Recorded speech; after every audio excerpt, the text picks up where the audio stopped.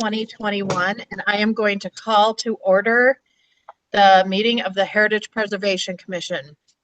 Emily, can I please get a roll call? Yes, Commissioner Longquist. Here. Commissioner Pollock. Here. Commissioner Cundy. Here. Commissioner Birdman. Here. Commissioner Woodmeyer. Here. Amo. Here. Commissioner Everson. Here. Commissioner Hassenstad. Here. Chair Schilling. Here. Thank you, everyone. First order. Excuse me, Chair. Emily, I Yes. just want to let you know that your microphone, I'm not sure what's going on, but your volume is very low, just so you know. Thank you. Is it any better now? Is this any better? Yes. And maybe it's just that I'm old, so forgive me. No, but I have tried to figure it out with IT, so we're working through some stuff. But let me know at any point in time if you're having issues, and I'll try to change something up. Please do. First order of business is approval of our meeting agenda. Do I have a motion to approve the meeting agenda? So moved. Excellent. Do I have a second? Second. Emily, could we please get a roll call vote? Yes. Commissioner Longquist. Aye. Commissioner Pollock. Aye. Commissioner Cundy. Aye. Commissioner Birdman. Aye. Commissioner Woodmeyer. Aye. Commissioner Nemo. Aye. Commissioner Everson. Aye. Commissioner Hassenstad. Aye. Chair Schilling. Aye. Thank you, everyone. Next up is the approval of the meeting minutes from the January 12th, 2021 meeting. Do I have a motion to approve the minutes as submitted? So moved. Do I have a second? Second. Emily, could we please get a roll call vote on this motion? Yes. Commissioner Longquist. Aye. Commissioner Pollock. Aye. Commissioner Cundy.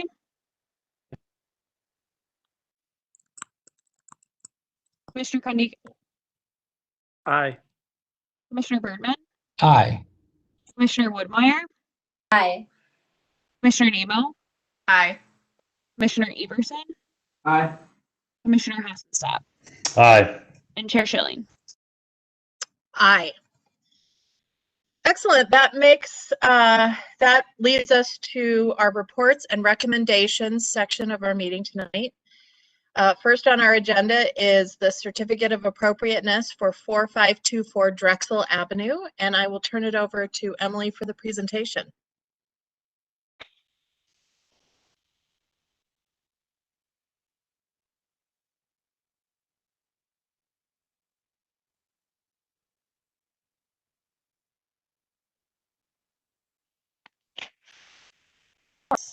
Everyone able to see my screen here?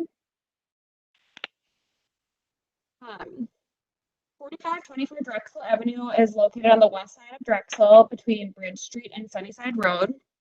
The existing home on the lot is a two-story residence that was built in 1933. The certificate of appropriateness request tonight includes the demolition of an existing attached garage and the construction of a new detached garage and changes to the existing front entry. The proposed changes include the addition of a shallow metal roof, new trim, new doors and side lights, new second floor windows. The project also includes an addition off the back of the home, as well as new siding, new windows, shutters, and a new roof. The Country Club Plan of Treatment allows the demolition and construction of a garage with a certificate of appropriateness. It states that garages should match the architectural style of the house and the historic character of the neighborhood. The plan of treatment also suggests that undecorated exterior walls that are longer than 16 feet should be avoided on elevations that are visible from the street or adjacent properties. There is an existing privacy fence located along the west side of the subject property, which is adjacent to the rear elevation of the proposed garage. The proposed garage is shown at 18 feet from proposed grade, and staff has discussed this with the applicant, who will make the required changes to the drawings to comply with the 18-foot zoning requirement, which is measured from average existing grade on the lot. The proposed garage height is compatible with the surrounding garages and is within 10% of the average height of the existing detached garages on adjacent lots. The proposed materials for the garage will also match the materials of the home. The proposed elevation or proposed changes to the front elevation include a shallow metal roof, new trim, and a new second floor windows above the front door. Staff concurs with Consultant Vogel's evaluation of the proposed plans for 4524 Drexel Avenue and recommends approval of the certificate of appropriateness request based on the findings and conditions outlined in the staff report. And with that, I can answer any questions, and the applicant is also on the call to answer questions that you might have for them.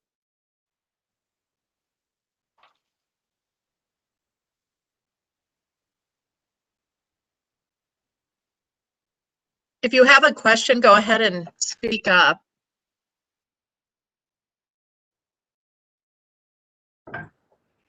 I have an easy question. Can I know the current height of the existing garage? And I also want to applaud the removal of the vinyl siding and the return to more suitable materials. Just curious what the current garage is. I think the applicant might be able to answer that. The current garage is an attached garage, so it's part of the primary structure. I don't have the existing measurement. They might have it with their plans. Hello, I'm the designer working on the project, and the existing garage was added later. Not sure the exact time frame, but not original to, the original house built in the 30s. If you give me 1 second, I can check as we measured that existing height. Thanks, Eric. Let's see.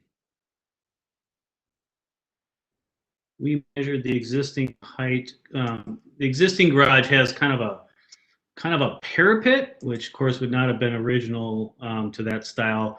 It's about 11 feet tall, but it's a flat roof structure.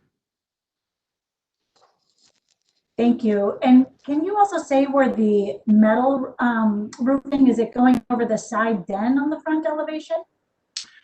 Yeah, we have a number of spots where there's a really shallow roof. There's 2 existing bays on the side porch, so the left side of this elevation. You see one of the bays there on the left. We're proposing to repair that bay. It's an existing bay that was added, not sure when. Again, that was not original to the house. We're proposing to replace the windows, repair it, better match the lower part siding to the rest of the house, so it's kind of one continuous nice siding. And that has a really shallow metal roof or existing asphalt roof that we are proposing to make metal, which would be more appropriate for what would have been done if that were original to the 1930s house.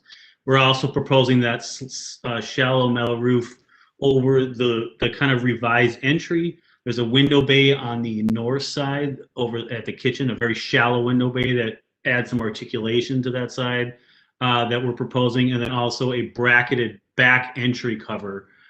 So it's kind of a motif that shows up around the house and is very much in keeping with the 1930s style of the original.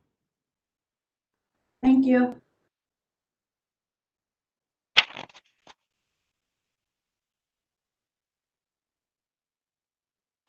Does anyone else have further questions? Chair, this is Commissioner Cundy. I have just a general question, I guess, for Emily or for you. Go ahead. This house is across the street, and I know the owners, so I don't know if there's a protocol or required abstaining from the vote. So I just wanted to ask that before we eventually get to that vote, as we are neighborly and friendly with the owners. That's up to you, Bob. We request, staff would request that you obtain, or you should obtain, if you have a financial interest in the project. But outside of that, it would be up to you. Okay, and we do not. So. Okay. Hi, everyone. I have a question. Go ahead. Is there a street-facing elevation with the new garage that we could see?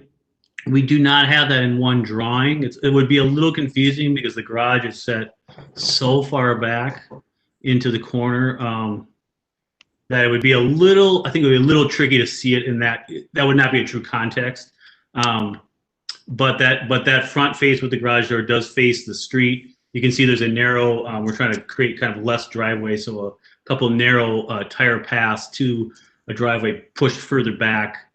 So in reality, with the bump out of the porch that have that existing bay windows or kind of sunroom,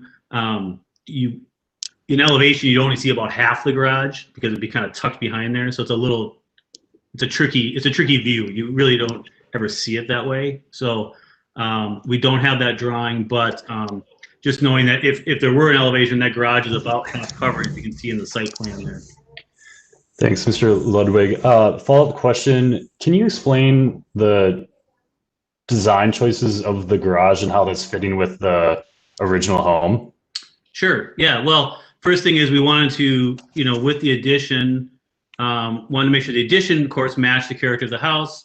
That set up some existing conditions in terms of the roof pitch, fascia details, siding.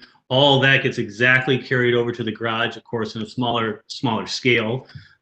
Windows match, trim match, lighting matches. So, we're trying to create really, an ensemble of design across the house, the addition, the garage, all of which we think, it ties it all together because we're using the same materials throughout, same details throughout, just a little smaller scale, obviously, because it's a garage. And then as far as detached garage goes, this looks to almost be 2.5 stalls. Is there any precedent for size of detached garage that we need to be cognizant of? No, not that, as far as the plan of treatment goes, from a zoning requirement, there's not. 2-car garages are required for single family lots in Edina. But as far as whether it's oversized, the plan of treatment does not speak to that. Robert, do you have an opinion on garage size? This was discussed previously, of course, but yeah, the city requires 2-car garages, but there isn't any mass control embedded within the plan of treatment. Mark, a lot of times it comes down to lot coverage requirements and how much space you have. So that usually ends up limiting the amount of garage space. Yep. We worked with the zoning department to make sure we are covered, that we are meeting all the coverage requirements, both for detached garage, overall coverage across the site. So we're pretty cognizant about. In fact, we reduced the garage a little bit even after that. So we kind of worked hard to, we want to make sure it fits the character, but still provides function for the addition and the owner. What is the effect of the 18 feet versus 18 feet from like median grade? What does that translate to? Like, what will the true height of the garage be if you were standing next to it? We're good. It will be lowered by in this drawing you see in front of you. It will be lowered by 6 inches. So imagine the whole eave, sort of the space between the garage, top of the garage door and that window you see in the front will be reduced by 6 inches. And that was based on when these drawings were we did this application before getting some preliminary approval from the zoning department, which suggested based on some grade elevations that we lower it by 6. Well, we need to take 7.5 inches out. We've done that a little bit by lowering the garage in grade 1.5 inches and taking 6 inches out of the height. So it'll actually be shorter than what you actually see here in perception by 6 inches. Got it. Thank you. And Mr. Ludwig, another question regarding the front-facing facade. It looks like you dropped 2 rounded windows and you're going with a less ornate roof above the front door. Correct. Yep. Why did you remove the ornateness? So you broke up at the end there. The question for regarding the windows, is that what you're asking? Yeah, the windows and the ornateness of the front door. It looks like Yep. The new proposal has a little bit more modern of a roof compared to the Yeah, angles and. yeah. I guess I wouldn't use the word modern. I'd use the word simplified. But a couple of reasons. One is the windows above the bathroom are need a lot of work. They're tough windows to replace because of the arches and some detail around it that are not very easy to replicate. And that based on some of the plan changes we're trying to do on the interior, that we wanted to, of course, keep the character of it with the small windows and the balance of that entrance, which is pretty classic Federalist design. So we've simplified that a little bit, but added some other trim to make sure we're kind of keeping with the character of it. The windows got, I believe, just a little bit smaller, but of course we took out the arch tops for that. Just again to keep it the simplified aesthetic. And then, yeah, the sloped kind of really detailed Federalist again needs a lot of work in trying to simplify that, but still keep with the character by the matching side lights, and a lot of the existing trim is already there. We're just kind of simplifying the cap piece of that, and again keeping the narrow roof, which was asphalt roof as it is now. So. Yeah, a little bit of a shift, but I think all in character of what you would find in other houses of the exact same type and era. So, Thank you.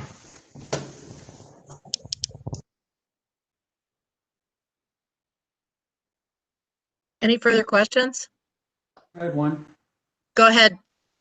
Hi, Eric. Was there any consideration given to replicating or matching the brick base that's on the front of the house and the side of the main house on the garage?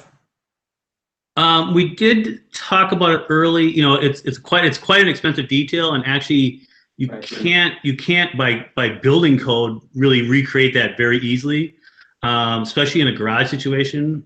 So it becomes tricky. It's not impossible, but it's very difficult. So we thought we could be very close, given the really low brick base that is existing. I mean, it's only one course, one brick turned up, so 1 8-inch course that wraps the house.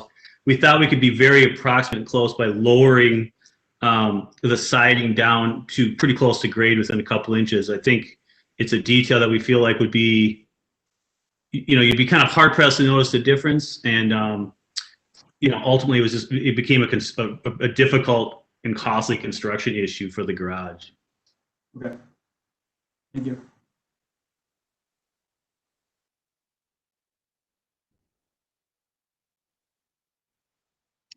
Do we have any further questions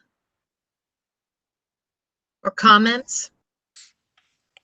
I think I might have one question.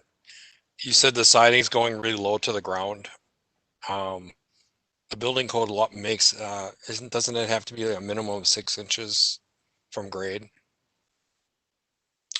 Well, we're going to be using, well, I think that's for certain materials, but I think what we're going to be using is a cap or a trim piece of the band that's like an AZAC, so which is water Okay.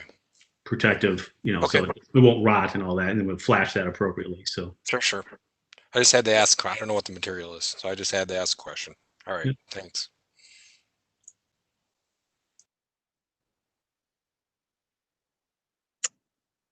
Okay, if we don't have further questions or comments, do we have a motion to approve the COA as submitted? So moved. Oh, second. All right, we have a movement and a second. Emily, could we get a roll call on this vote, please? Yes. Commissioner Longquist, Aye. Commissioner Pollock, Aye. Commissioner Cundy, Aye. Commissioner Bergman, Aye. Commissioner Woodmeyer, Commissioner Nebo, Aye. Commissioner Everson, Aye. Commissioner Hassenstein, Aye. Chair Schilling. Aye. Thank you, everyone. Thank you, Emily, for that roll call vote. This certificate of appropriateness has passed. Don't start work yet. There is a 10-day appeal period where you can appeal to City Council, and the permits will not be able to be signed off until that 10-day period has lapsed. So thank you very much. great, thank you all. All right, next In our reports and recommendations section of the meeting is a certificate of appropriateness for 4618 Arden Avenue. And Emily, I will hand it off to you to present this one. Thank you. 4618 Arden Avenue is located on the west side of Arden between Country Club Road and Bridge Street. The home on the subject property was built in 1931. The certificate of appropriateness request tonight includes the demolition of an existing detached garage and the construction of a new detached garage at 4618 Arden. The proposed garage is 22 by 26 feet, which is slightly larger than the existing 20-foot by 26-foot garage. The plan of treatment allows for the demolition and construction of a new garage with a certificate of appropriateness.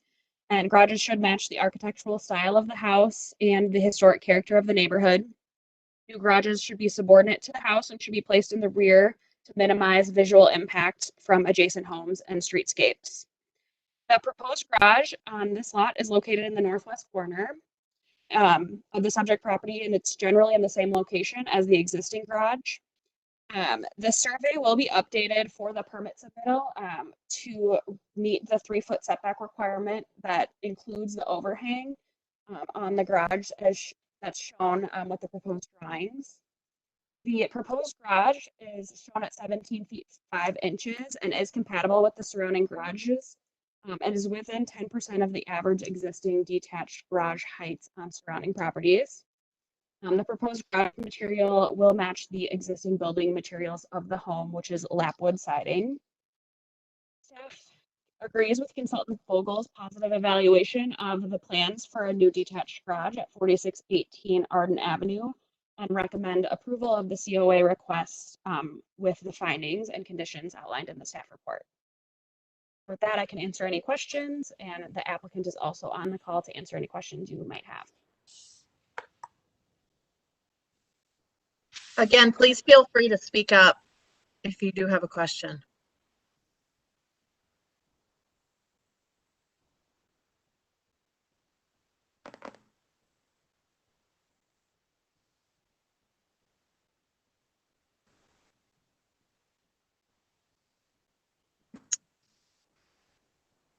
Any comments, questions? If not, do we have a motion to approve this certificate of appropriateness as submitted? So moved.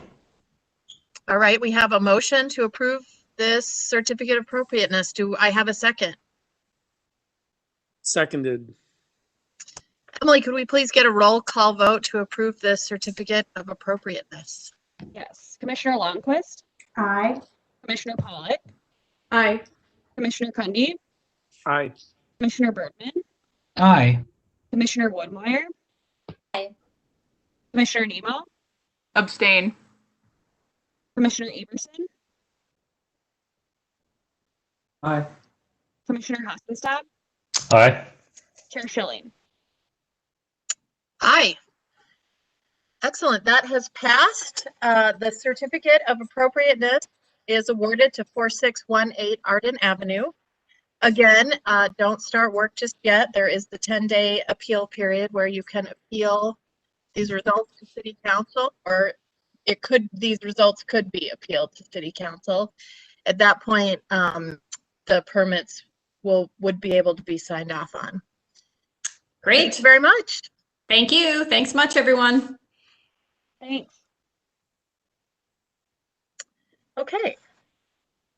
Next on our agenda in the reports and recommendations section is a certificate of appropriateness for 4630 Drexel Avenue. And Emily, I will turn it over to you for presentation. Yeah. All right.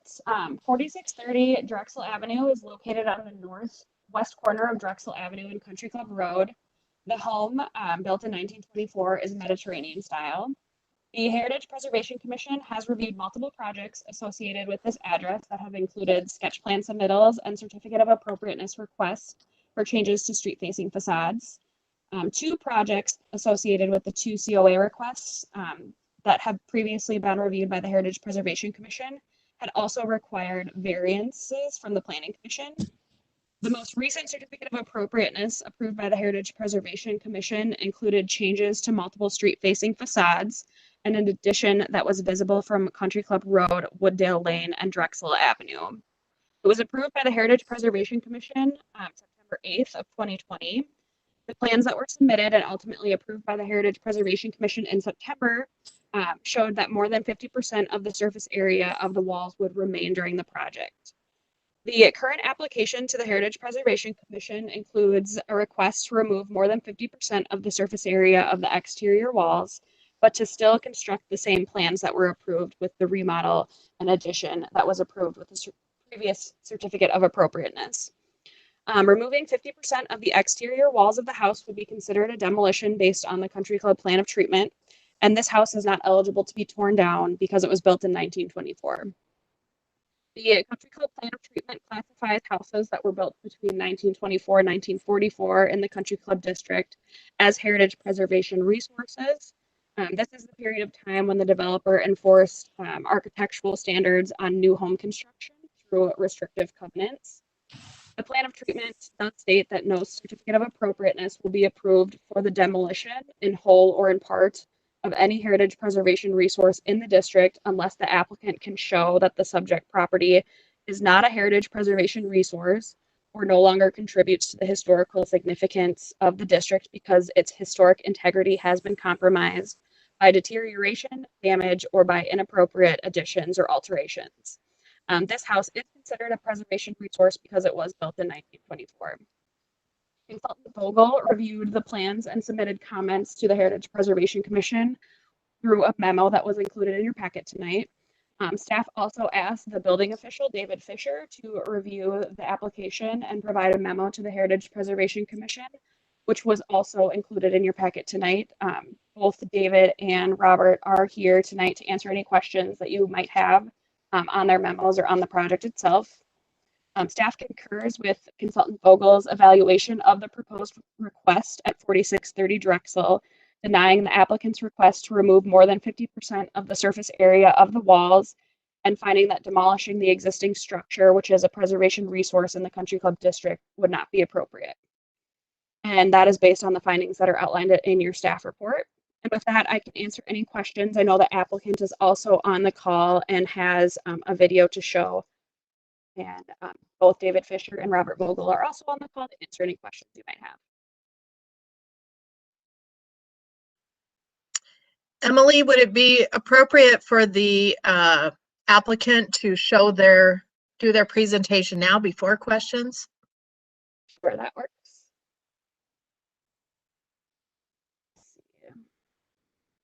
Oh, Scott, you're muted. I'm going to go ahead and give you.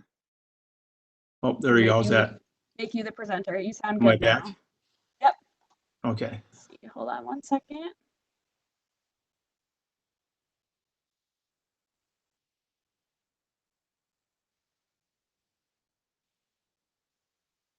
Okay, Scott, you should be the presenter now. You should be able Okay, to is that share good? your You screen. Volume good? Volume's good. We don't see your Okay. screen yet. Okay, I'll just talk before I do that. So, so the reason we're here tonight, I appreciate everybody's time here is, we've got a great project that was approved by the Heritage Board. We went through sketch plan, and then went through final review and obtained a COA for the renovation addition that we proposed for 4630 Drexel. We also got a variance for the attached garage. We went through that. So we've got a beautiful project that everybody's excited about. That's going to be a real landmark on that corner. And the neighbors are excited to see that get moving along with construction. We've done 5 other projects like this in the Country Club district. They've all turned out beautifully. And the one thing that's been common in those projects is once we got into it, we did find quite a bit of material in the framing, the roof, things like headers, studs, sheeting that we had to replace on the portion of the home that was we had proposed as part of the 50% that we were keeping. So we've had the experience in all of our homes where you'll do the deconstruction and remove the bad material, and when you're done with all that, you'll have a sort of a skeleton there of those existing walls that that show new studs, new headers, a lot of new sheeting. So it ends up being where anywhere from 60 to 80% of that material has to get replaced board by board. So that's been the common thing on the 5 projects. The one thing on 4630 Drexel we found, since we had the COA, that this home has a significant higher amount of deterioration in the wall systems that we saw in those other homes. And it's all, I assume everybody's had a chance to read the report, so I won't go into that. But basically, the heavy presence of mold, lead, dry rot, deteriorated framing materials throughout the home, that just looking at this home, we know that when we get into this, it's going to have one of the highest amounts of that replacement that we've found on versus our other 5 projects. So the reason we're here tonight is that we feel that when the plan of treatment was put in place on April of 2008, that there was a portion of that provided a pathway for homeowners to rebuild portions that they were required to keep of the home if they were built to the exact specifications of the existing home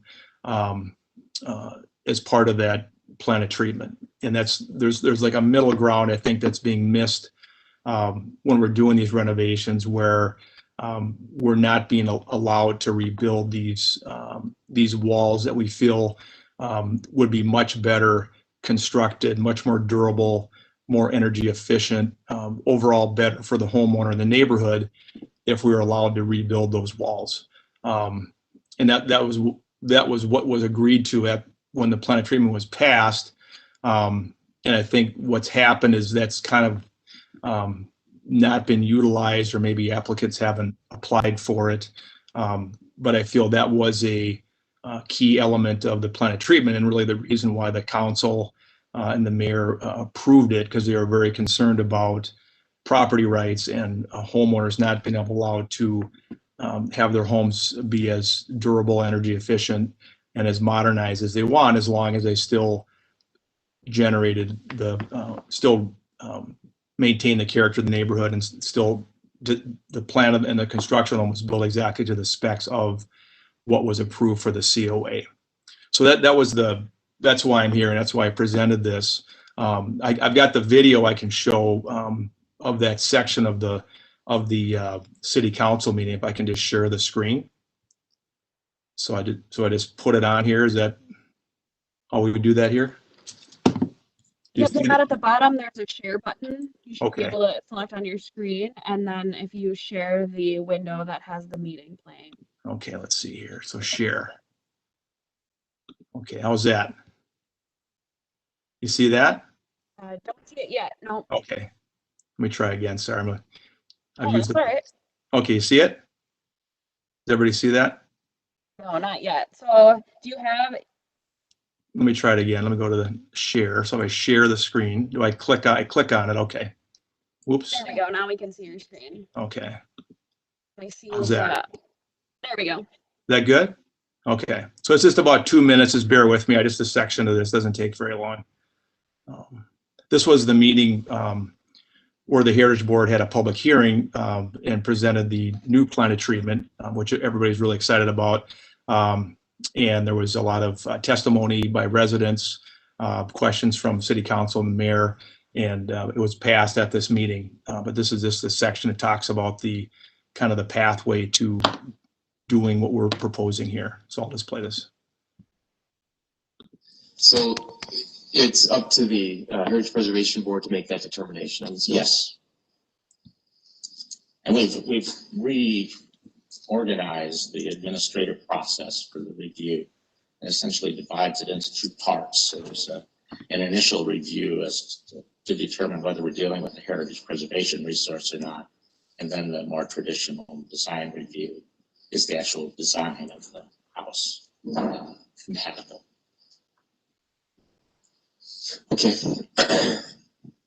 Well, on that alternative test, with regard to the basis for issuance of a certificate of appropriateness, you could still have a heritage preservation resource and theoretically tear it down in some circumstances. Is that true or not? Well, in some special circumstances, it would be appropriate. Sure. All right. What are those special circumstances? If it had some inherent structural or materials problem that made it dangerous or unsafe, is the obvious one. Another one would be that since the time of the survey, it had been rendered non-historic by virtue of loss of integrity. The way we use the word integrity really means authenticity. And what we're really talking about is the recognizability of the building from the street.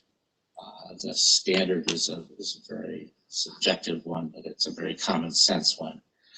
We know what these houses looked like at various points in their lives. If they are no longer recognizable, they lack integrity and are therefore no longer heritage preservation resources. And since we do not require certificates of appropriateness for additions and these other things, it is entirely possible, in fact likely, that heritage preservation resources will be rendered non-significant. It's also possible you could have a home that's visually consistent with what it looked like in 1924, but within it, it's falling apart internally, and it's really not livable, or the cost to revive it exceed the value of such. And those are the kinds of things that those arguments hold water. Pardon me? Those arguments hold water. I mean, because I think it's possible you could have a home that might still be of historical significance visually from the street, but internally just deteriorating. Yes. And so, okay. And people in the district have made that case to us. It's always hypothetical. It's always somebody else's house, usually talking about. But these are old houses. Some of them are approaching their century, and it's entirely possible that they contain some kind of problem that just cannot be rehabilitated. Let me finish that thought and then I'll go to Member Bennett. So let's talk a little bit about deterioration. You don't define deterioration anywhere in the revised plan of treatment. It's a decision, I take it, that the HPB, the Heritage Preservation Board, would have to make on a case-by-case basis.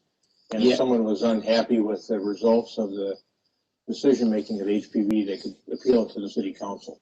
Yes. All right. So in Member Hauscher's situation, let's say that, and this was brought up to us before, at the meeting we had with HPB, at least afterwards by one of our residents with me, if a person had a house that was deteriorated and wanted to build the identical home to what they had now, except upgraded for modern living, they wouldn't have been able to do it on what you were based on what you were proposing before. But now you've changed this basis for issuing a COA to allow for that circumstance. Is that right? Yes.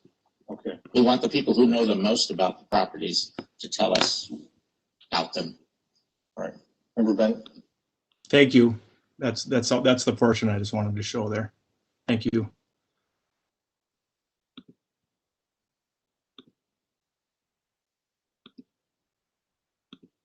Can I make a comment?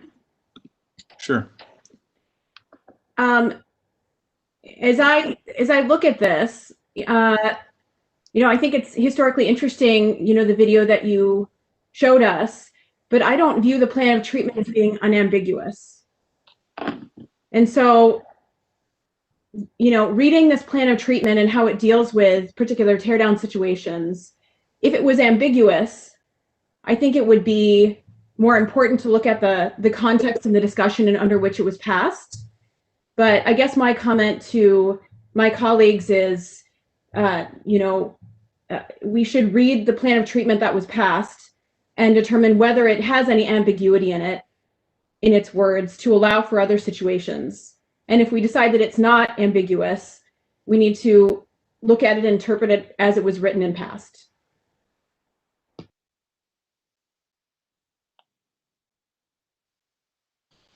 Agreed. I would add the distinction, and the little needle that the applicant is trying to thread is in the level of deterioration. And Consultant Vogel's testimony that we just heard is consistent with his counsel and education to us all along, which is there will be deterioration. When it's a matter of true safety, then it's hands off for our board. If it's a true safety issue, it's hands off for our board, and that's not a decision that we get to make. When it's a matter of just more expense for the builder, then the people adjust their plans and they make the concessions they need. So to me, I'm hearing it's exactly consistent. Your comment that it's better for the homeowner and neighborhood is one that's not appreciating the Secretary of Interior's distinction between restoration and rehabilitation and pure replication. So I think we can respond here, but I'd rather turn the conversation internally once people have had their say. I don't want to hash this out too much. Right. No, I know there's the Department of Interior standards. I think when we passed the ordinance, we've created a unique plan of treatment for Edina.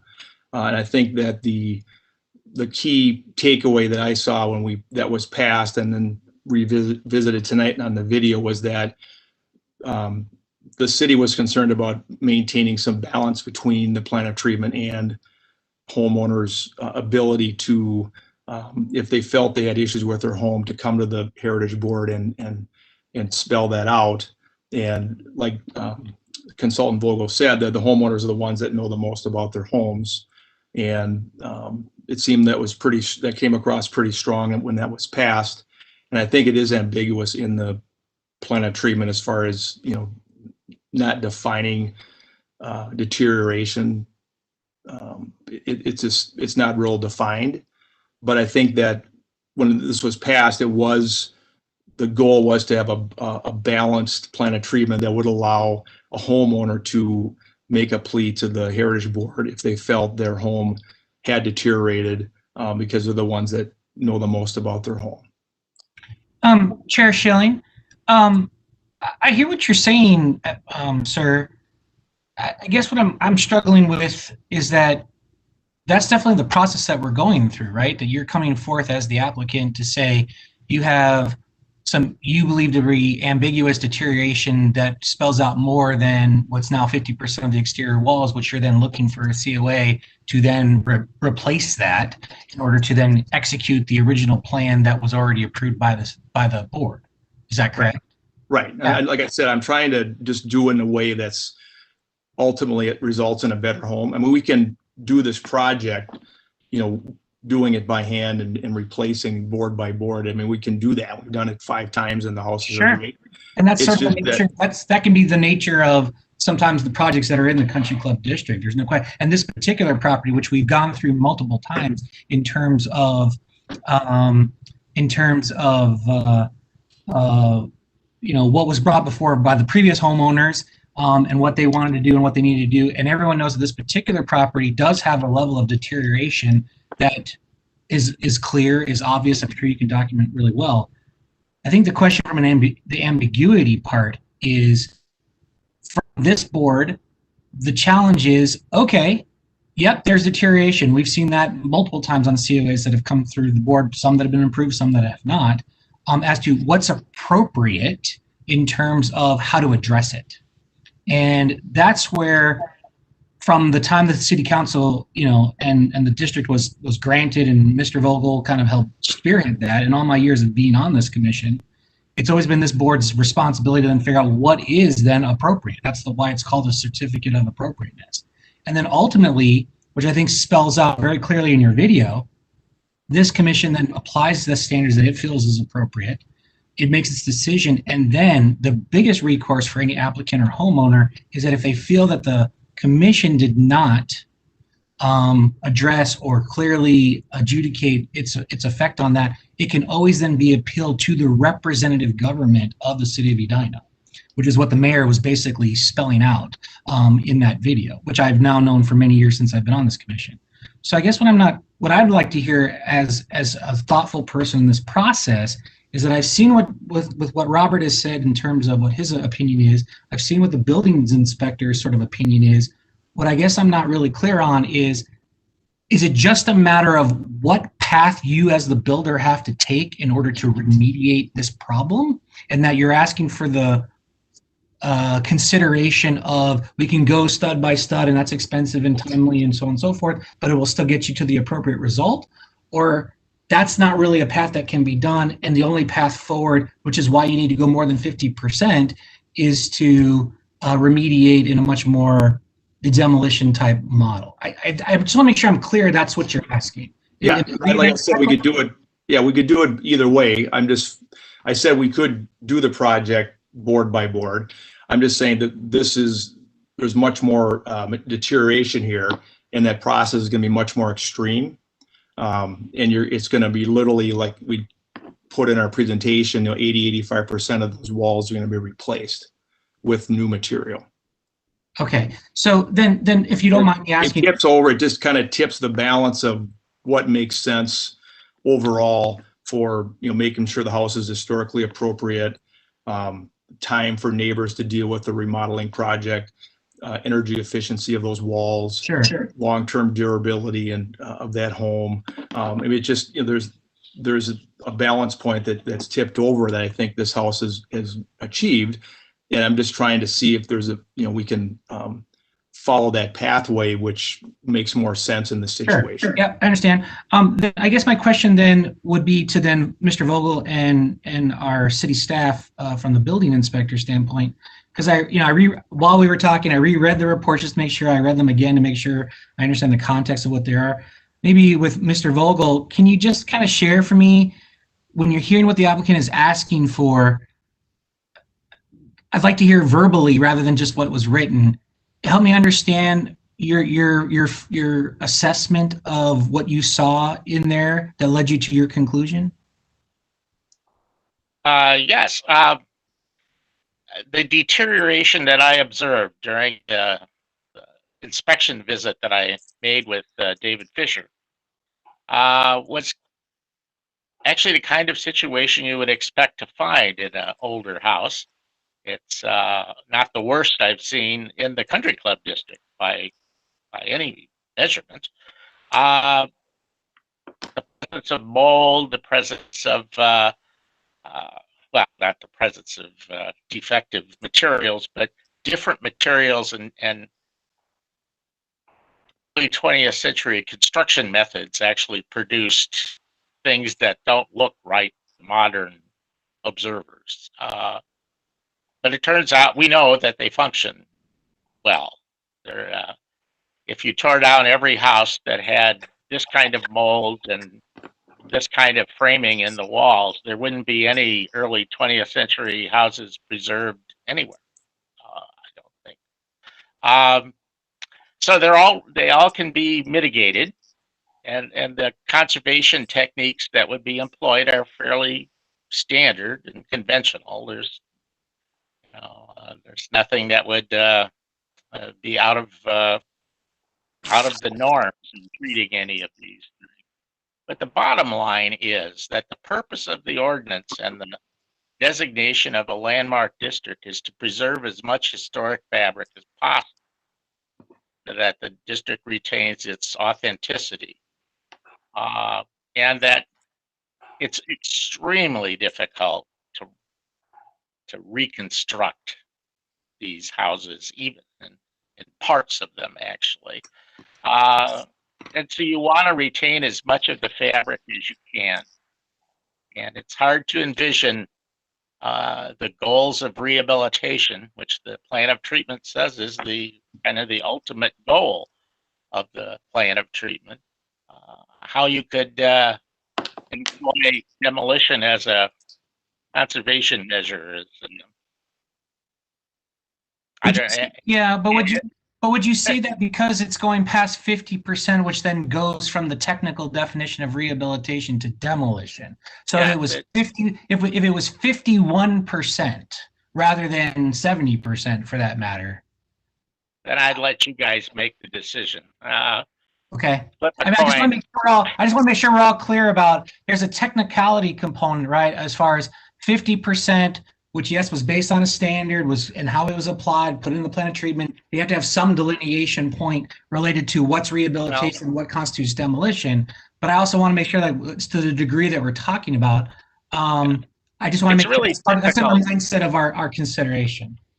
It's really difficult to do preservation by the numbers and try to come up with numeric values for whether something should be saved and something should, be allowed to pass from That's the exactly, I think that was exactly the point that I was trying to make. That the number in itself is a guidepost to where that is.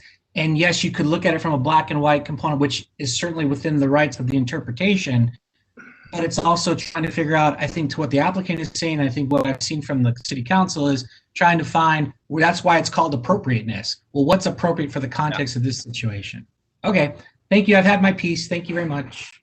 Can I ask one question just to clarify for the group? Sure. With the application here tonight, you have submitted updated drawings showing it was roughly like 16% of the walls that would remain with tonight's proposal. With tonight's proposal, is that the intent that 16% of the walls would stay standing during construction, or is the intent to start fresh and tear the house down completely and rebuild? So the intent, so we, like I said, we can go through and do a, board by board rehabilitation of it. The intention was, the intent of the application was to get a demo permit so that get a whatever kind of permit, demo permit or building permit, so we could rebuild the walls that are shown on there that we're keeping. So, if it involves us doing a, as-built laser measurement, photographs, whatever it takes for us to do that, we would do that to rebuild those. The walls could be like cut and laid down, and then we could, rebuild them up again. There's ways to do it. But the goal is to, have a way to rebuild those walls. So,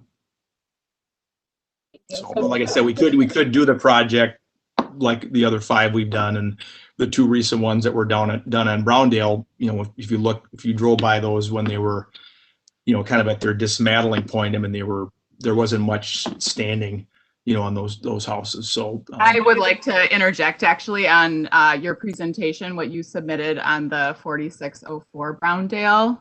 You used it as an example for the walls being rebuilt and restructured, and that was not the case. So I just want to be on record that that was a false representation of a project. I mean, I have pictures. I have a picture of the whole front of it. It's all new plywood. So I'm just saying that's.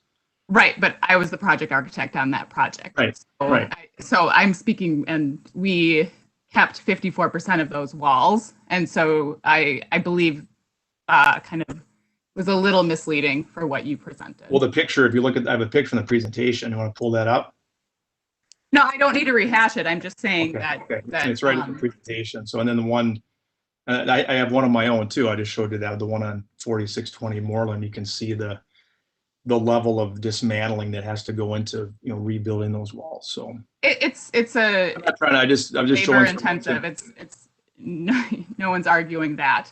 I do have a question. Just we've seen this house like 3 times now before us.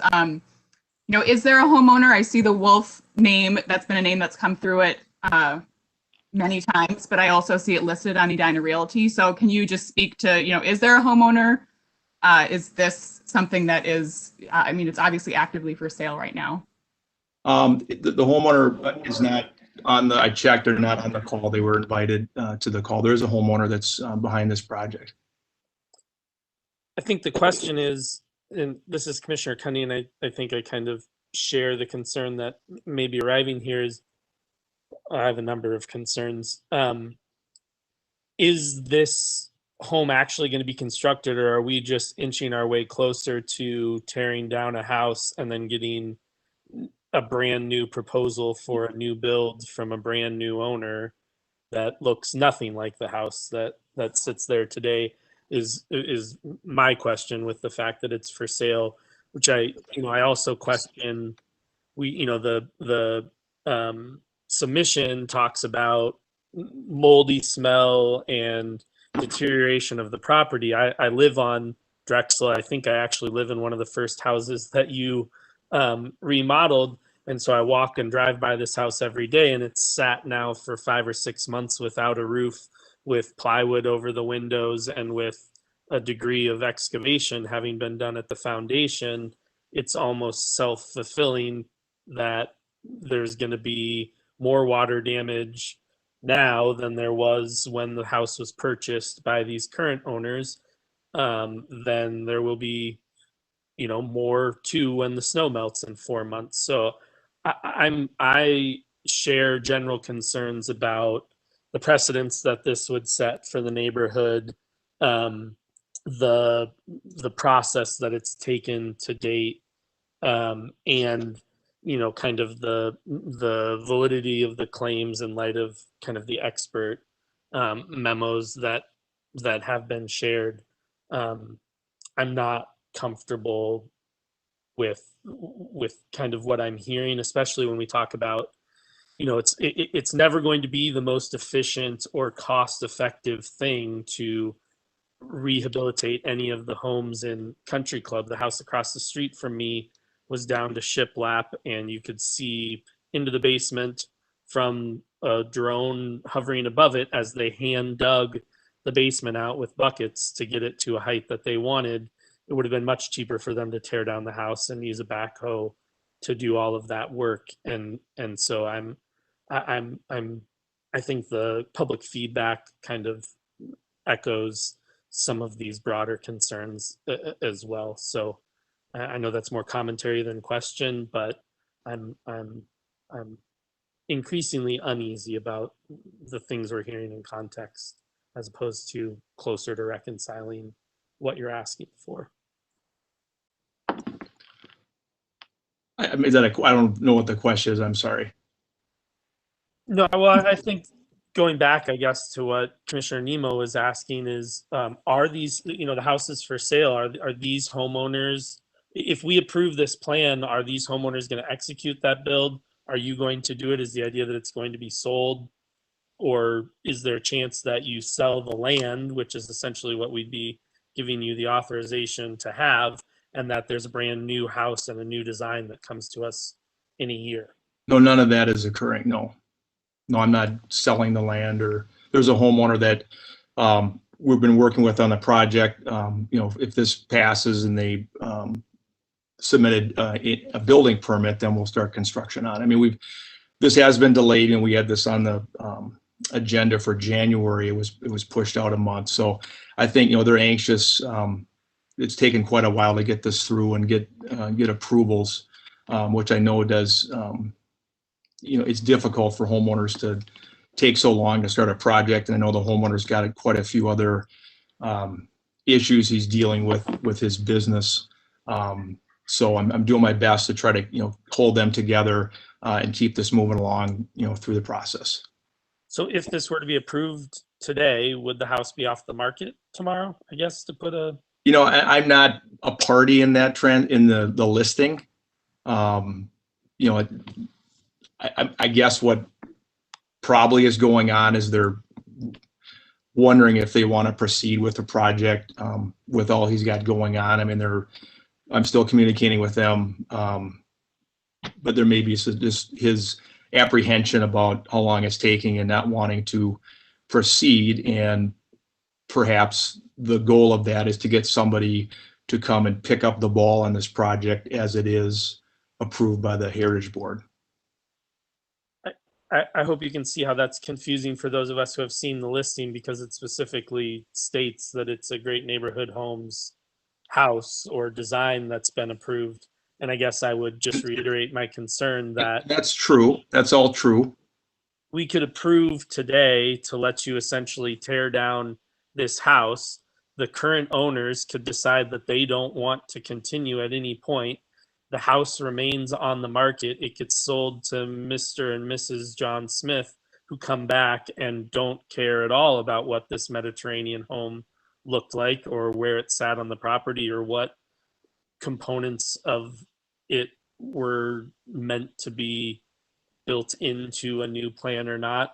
And we have an empty lot or, a what is now the eyesore of the neighborhood sitting there while a new plan is No, none of that would happen within the city's current process.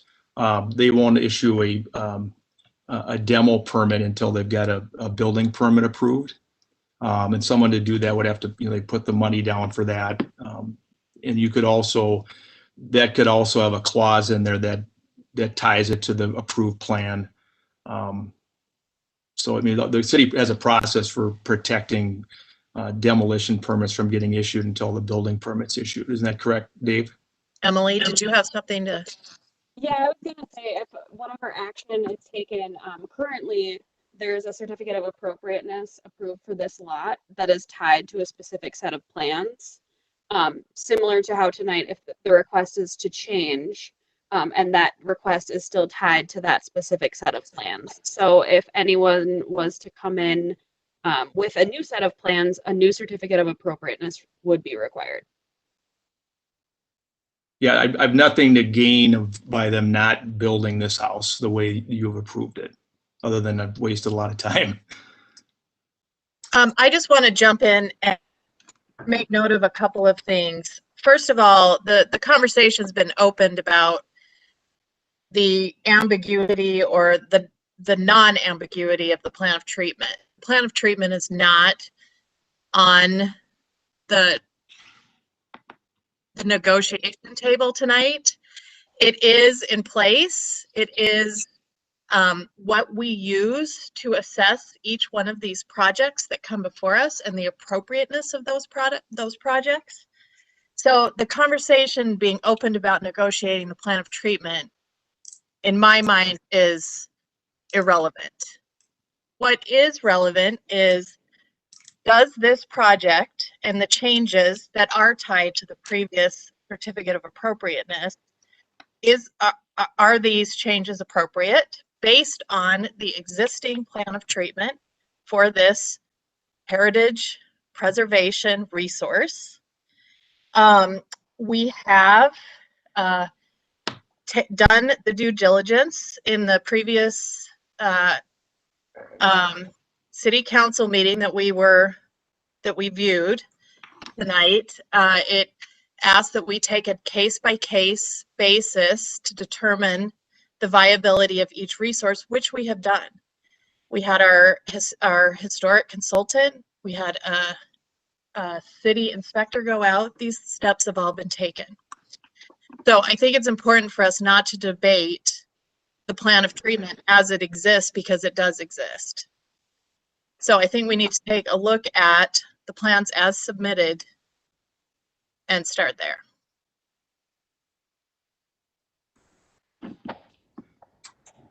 Chair Schilling, thank you for that. I would love to hold, if people have questions for the applicant, great. Otherwise, I would very much like to hear briefly from the other commissioners to get a sense of where they are. I'll speak for myself saying I concur with the consultant and staff recommendations for the reasons you just stated.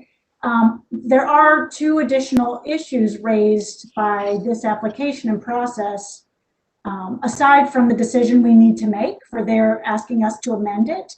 So, which have to do with false communication and actions that we may or may not take about, demolitions that have been done to date. Those are, but I just want to put a pin in those conversations that we could have after commissioners decide whether or not this amendment is appropriate.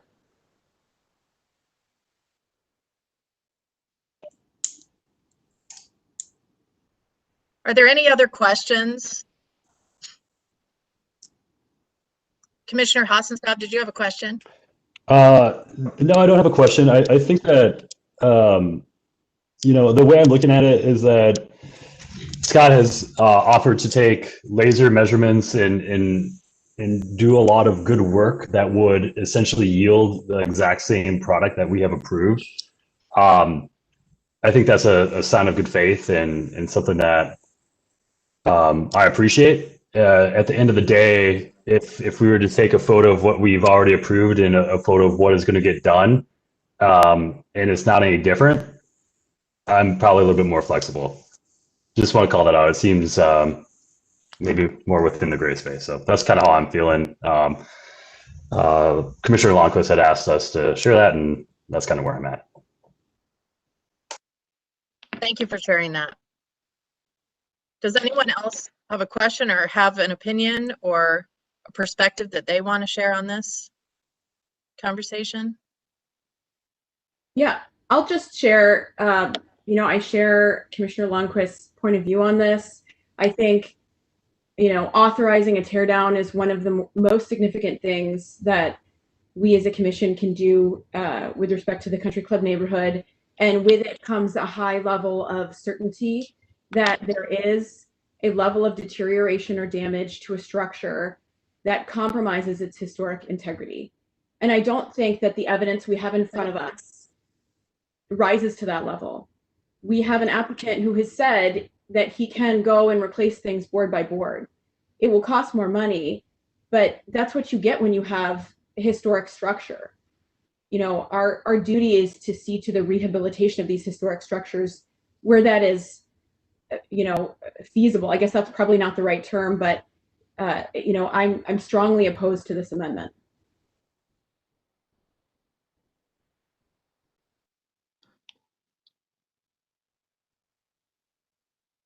I think I too am opposed to it, and I just I guess it begs the question: to what end do we allow this to happen? If we were to approve this, I would imagine is this just standard practice? And if this house is demoed and rebuilt, it's no longer a contributing factor to the fabric of the neighborhood, in the regard that it would no longer have been built during the era of significance that we identify in the plan of treatment. And if we allow this to happen in this case, then that opens the floodgates in my mind for to happen in the future.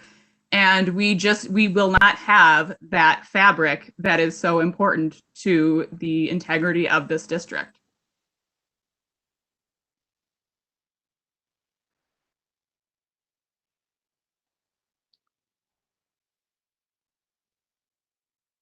Thank you for sharing.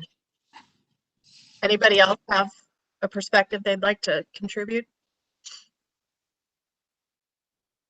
Any questions? Would anyone like to make a motion to approve or not approve the certificate of appropriateness as submitted to us this evening?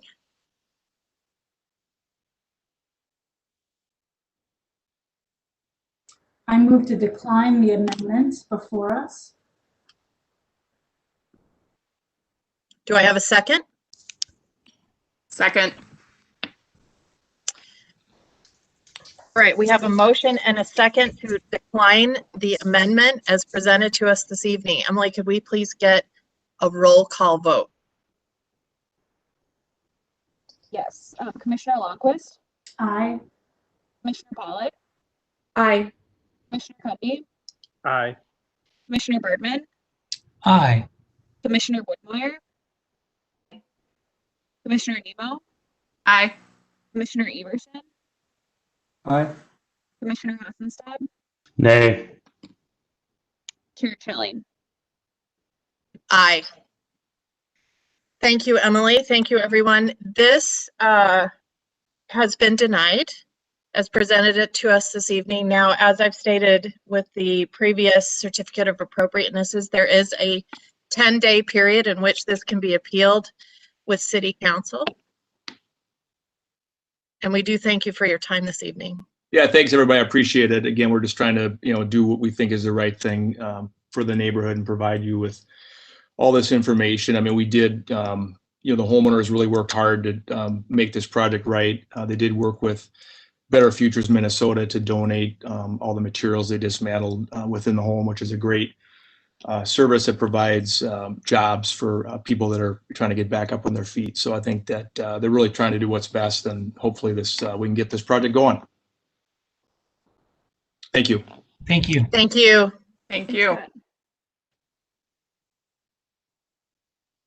Okay, so we now move to our special recognitions and presentations section of the evening. And with that, I'm going to turn it over to Consultant Vogel for our training and education. Sure. Oh, Commissioner Lundquist, go ahead. I'm sorry. I just, while we have Dave Fisher on the phone, I do have that follow-up question that I referenced for 4630. That Mr. Fisher's memo said that the removal of the roof and windows was not authorized? Was not permitted? Am I reading? Did I read that correctly? You're correct. I spoke to Scott, the owner, as well. Basically, if it sat over the winter, or if whatever happens here, if you guys deny and they choose not to move forward, they're going to have to roof the area where it's not roofed right now. We have a property maintenance code that requires a home to be maintained. So I actually did call the owner of the property here too and asked the question of what the intent, because I wasn't sure where they were going either. And he said to me, either way, whatever happens tonight, he said, either way, they're going to move forward with either what was proposed to begin with the appropriateness, to keep it under the 50%, or go with what would happen tonight. If that's what he told me, because he doesn't want this to sit any longer either. And Scott, I think he told me, lives in that neighborhood, so he also doesn't like the house the way it is either. So there's other motivation here to get this project going, is what I was told. Mr. Fisher, is there concerns about safety? I mean, there's like a 8-foot chasm in front of that house right now, and all the windows are out. It kind of seems like you don't want a kid running around there. Right. Our ordinance, we actually have an ordinance. If there's more than 2 foot of depth around something, there's supposed to be a safety fence around it. Yeah. Good point. So yeah, there should be a safety fence around that hole anyway. The windows, yeah, I don't think kids are going to get into those as easily. It's an eyesore. And the roof deterioration, moisture get more in the house, and actually the windows being gone, moisture get more in the house as well from that. And yes, if it's left, it's going to be a self-fulfilling prophecy. I agree with that. If it's left more, there's no heat in this house. You know, if it goes through a freeze thaw and it's really hard on a structure when it's just left the way it is. I'll just leave it at that. Well, may I ask this question, because this has come up in some other things that we've had before. What are the actual penalties to a homeowner, property owner, I should say, in this case, for them to violate the rules that you have stipulated of ordinance and whatever it is? What is really, and who takes that up? Is that your department takes that? Does the city attorney take that up? Like, so that's it depends. One second. And I'm not saying I'm calling for that. What I'm saying is I think the concern that you heard tonight, and we also got a litany of letters from people, is that, I don't want to speak for anyone else, but the way I'm interpreting this is that the self-fulfilling prophecy of this letting it deteriorate to where there's no choice because it's such a hazard, it has to be torn down, was something I thought of 2 years ago when this was going on, because this house was already kind of, and people didn't want to really do certain things with it, and so on and so forth. So I'm really concerned from the city standpoint, where are teeth involved in where someone does not follow through on what they need to do, and then in the end, it ends up getting them exactly what they want, which is an unsafe building that has to be taken down because you will have no choice as the city inspector to red flag it or whatever it is and go from there. Condemn is the word I would use. Condemn. Yeah. So, I mean, I would just say, I don't know if you don't have to answer that question, but what I would say to you and to Emily is that I would certainly go back to, was it Carrie, right? Carrie's the one who runs your department. And then ultimately back to Scott. And I would really inquire, and maybe I would make a motion to have this commission direct you to do so that says, you guys need to understand, like, okay, I don't know if this is what's going on because I don't think it is, but we need to think about what is the road to this, and where do we want to go from here? Because when the mayor asked us last year to provide better communication to the neighborhood as to when we're doing projects and we're going to consider in a COA, and that was a really big issue that he wanted us to, and the city council wanted us to look at, And I thought that was a kind of a minor issue because we already were doing a ton of communication, but we went ahead and did that. This seems to rise to a whole nother level of importance than just general communication to people about a pending COA on a property. So I'm just, again, I'm not putting anything on you. I'm just saying, does that help summarize what people are thinking about this situation? Yes. So let me try and explain what, from my point of view, what I know or see. So we have a property maintenance code that's been adopted by the city. That is enforced by our health department, which would be Jeff Brown's team. And he would have to be the one typically that would write orders for that. It'd become under a nuisance complaint. And if it got to a point where I'm involved, it would be when it's going to be condemned. And then I'd probably have to testify against it, say tear the house down. And we go after it that way and differently. I've only done that. I've done that a couple times in my career. I've done something similar where I've threatened it once in the city of Edina. It's difficult though. There's a whole process you have to go through and time you have to give people to get there. And so it's a big process. So like for this case, I called Jeff a couple weeks ago. I knew we were getting complaints about this house. Emily shared with me and we talked about it. We wanted to get past this meeting first to see what direction this went. And then I was going to talk to Jeff about maybe we need to write some orders to get this kind of on the grid of what's going on with this, to put them on notice of what they need to do. But if they move forward and they get a building permit and start doing, tearing off what they can and rebuilding what they can, then it all goes away and everybody's happy about it. It's just sometimes they take too long too. I mean, we have houses sometimes that don't have siding on them for a year. I mean, I don't have a siding crew. I can go make them put siding on. That's I don't really have a lot of teeth to it. I don't want to put a stop work order out there because if I do that, then they're not going to be able to work either. There's not a lot of box to push them, especially when we have an owner and they go through 1 or 2 or 3 different contracts and that kind of stuff happens where, so anyway. You're basically now being my poster child for what I was just talking about. Is that I'm not surprised by anything you just said, given all my years of working with the city. It's that it's a tenuous balance to how to define that. The good news is in Edina, it does not happen as often as other places because the value of the homes maintained here in Edina.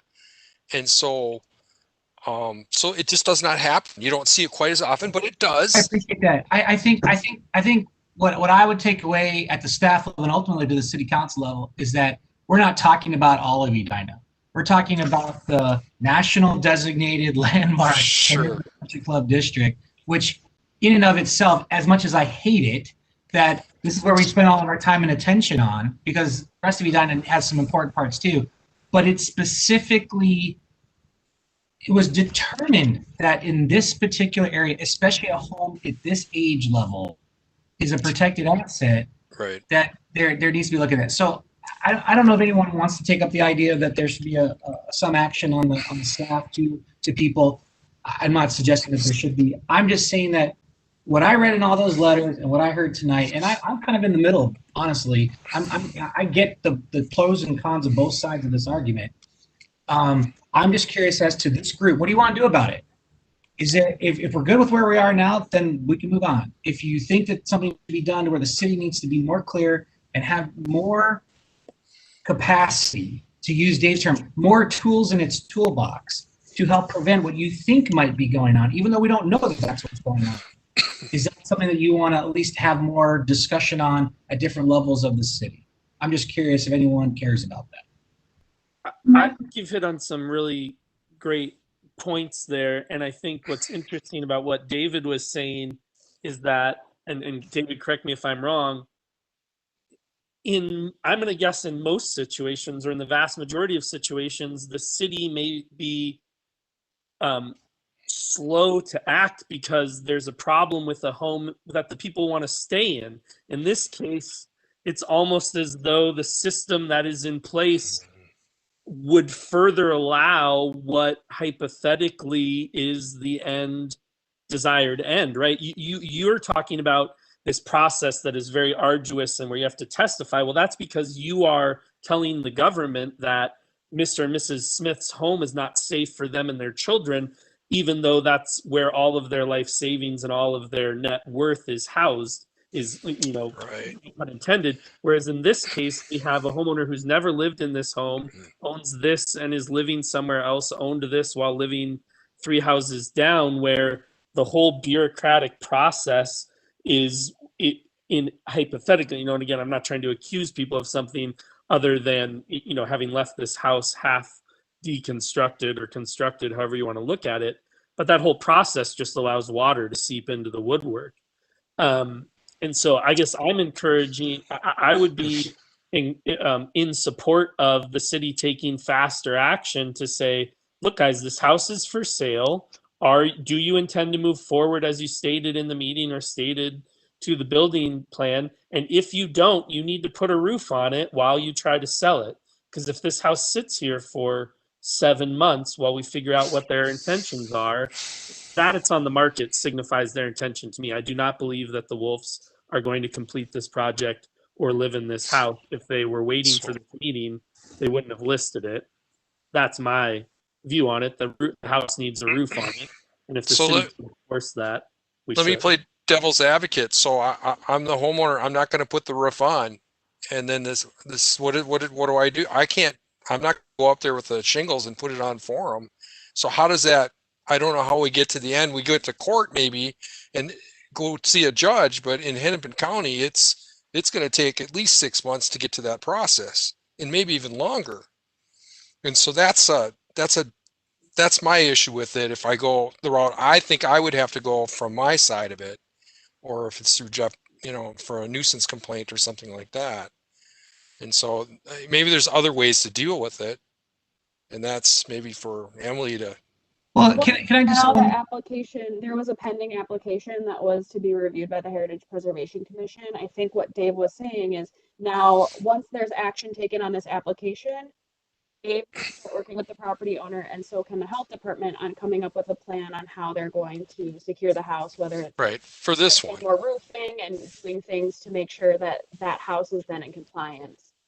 The reason why it wasn't happening 16 days, 30 days ago is because of this pending application with the Heritage Preservation Commission. Yeah, and just to be clear, I'm not accusing anybody of having dragged their feet. I get why this is a huge conundrum. I'm just saying, and you know, David, based on what you just said, that's all the more reason why I would be supportive of trying to get started now. Because if we don't get started now and we let them, you know, kind of explain or figure out what they want to do, and now it's June, then it takes 6 months and we go through another winter.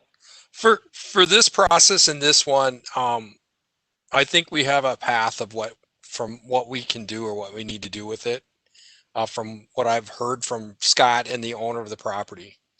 So after the 10 days are up or whatever, we'll find out what they want to do, because we can issue the building permit could be issued for and then they could get moving forward for the one that's there.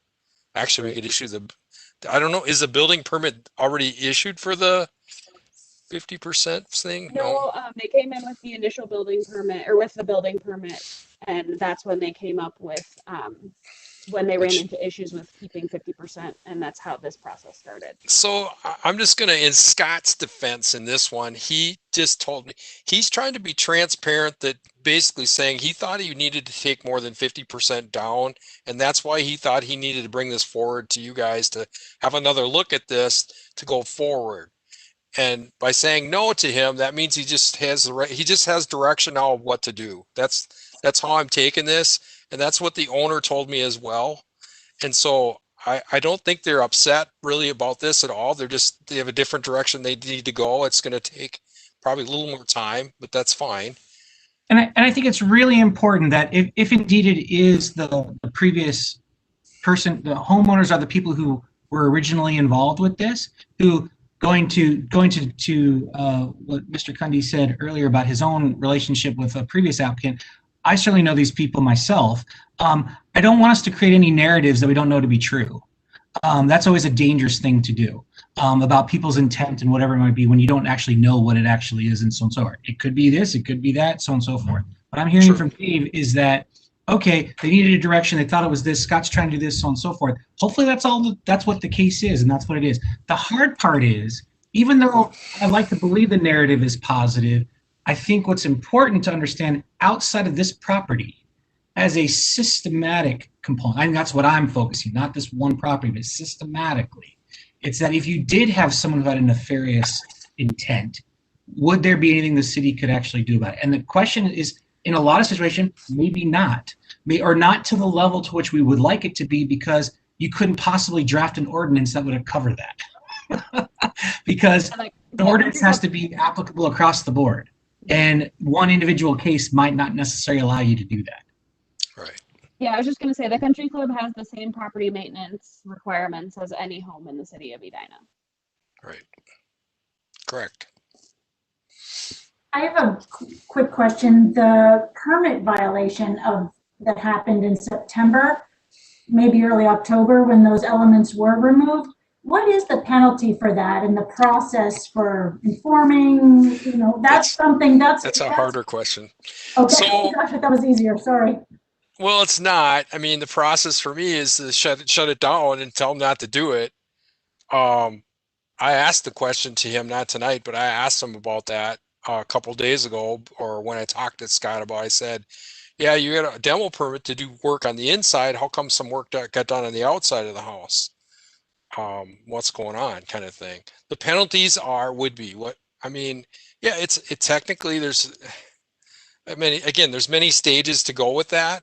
So if you need a building permit to do, he had a building permit to do demo work, but he just took it a little too far. All right. That's the problem I have.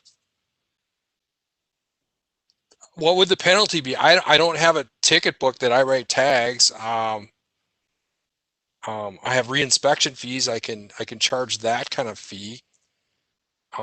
Is it mostly throughout the entire community? It's on the honor system, and that you have honorable people who are doing work or whatever it is, and because it's Edina, we typically don't see as much nefarious stuff, which is why we're not forced to deal with it.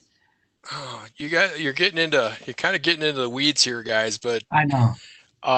So enforcement, and I'm just going to say in Hennepin County, enforcement for like criminal manners. So if you violate the building code, it's considered a criminal violation. I'll just say that. But so again, you typically only do that when it's an extreme thing. Well, this house may or may not be torn down. I don't know what's going to happen with this case. It's not like he was hiding what he was doing. It's just he took it too far. And so what is a penalty for that?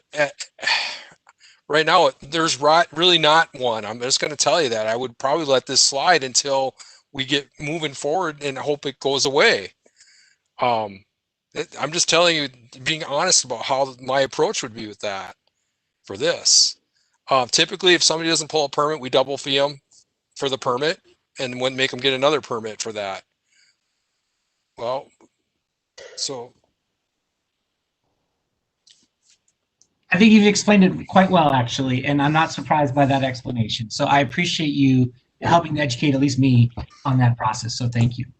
I want to thank you too, and I want to acknowledge that all of this and the plan of treatment does make extra work for you and your department.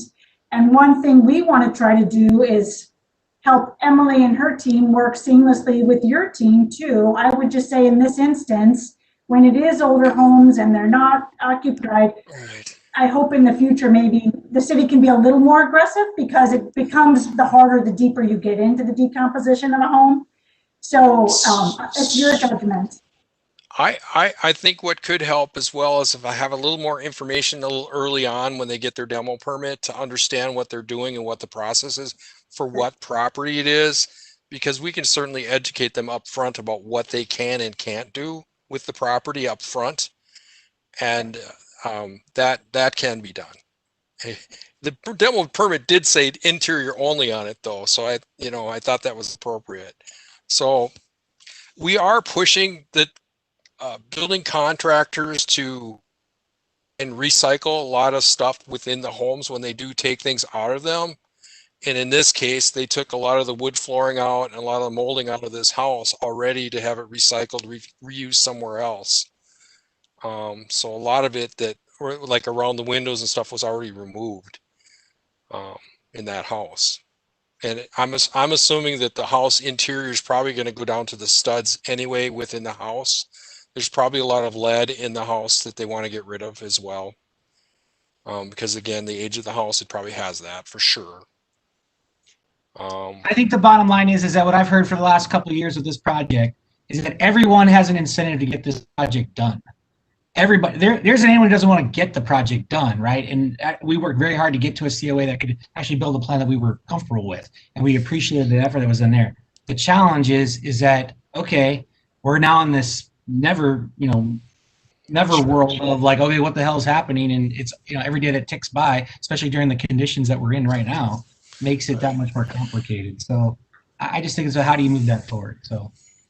Is the group comfortable by simply asking Emily and Dave to have a report at our next meeting of where this project stands, or would commissioners like to make, a stronger action? Can we just ask for the good faith report of that things are moving forward, or do we need to say, if construction doesn't begin, then the roof and windows need to go back on? What are people thinking? Well, so I don't know if the windows will go back, but they do need to board it up to make it secure. And yeah, I think that'll be best handled with the building department and how they would move forward in enforcement there. I don't think it would necessarily take any heritage preservation action. I can definitely. Yeah, it's not my department. It's actually Jeff Brown. And so we're asking, but I'll relay the message.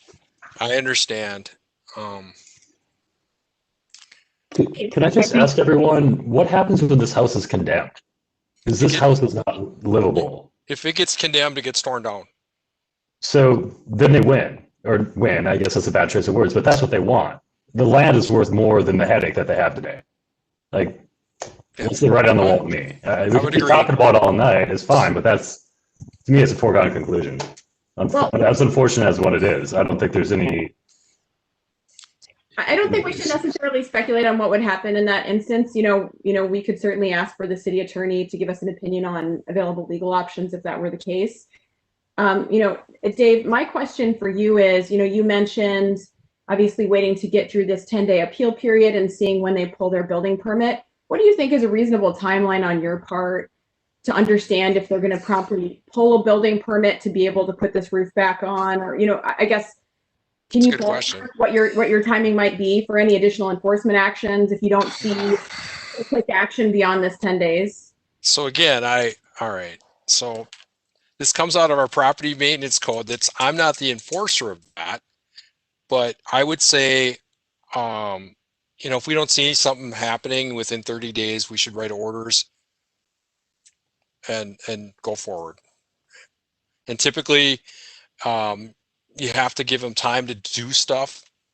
So I have to consult with Jeff about that, of how they've been dealing with this in the past.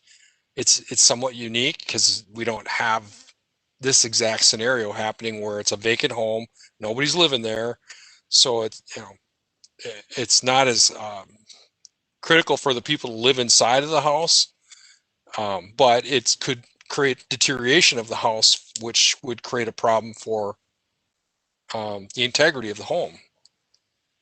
And so that's why you're asking me this question. You don't want it to deteriorate anymore. And so priority would be sooner than later. I get it. Yeah, and our role is obviously not to tell you what the timing should be, but to have due consideration for how long this project has been going on, the extent to which they've already engaged contractors to do demolition and to study these issues, and whether an additional 20 days beyond that 10-day period is appropriate. And as Emily said, the city delayed them 30 days because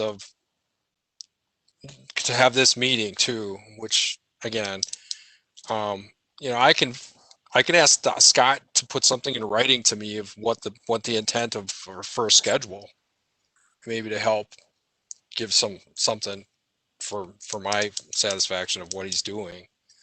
I mean, that's typically what we would do, is ask for something like that to help understand what's happening.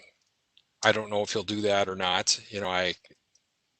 Again, if he is the builder and not the owner of the property, it almost needs to come from the owner of the property, not the builder. So that's where the orders should be written to, not the builder, but the owner of the property. So, anyway, like I said, we're getting kind of into the weeds for what we do, and this is not even my department. I deal with the new construction side of it, not the nuisance complaints in the city for that stuff. And typically they're only taken on complaint basis in the city of Edina too. So typically people have to call and file a complaint kind of as well. But this one's been notified. I mean, Jeff knows about it because I talked. I thought this would come up at this meeting. Anyway, enough said. Thank you, Dave. Yeah, thank you, David. I really appreciate your. You've been very helpful. Thank you. Informative.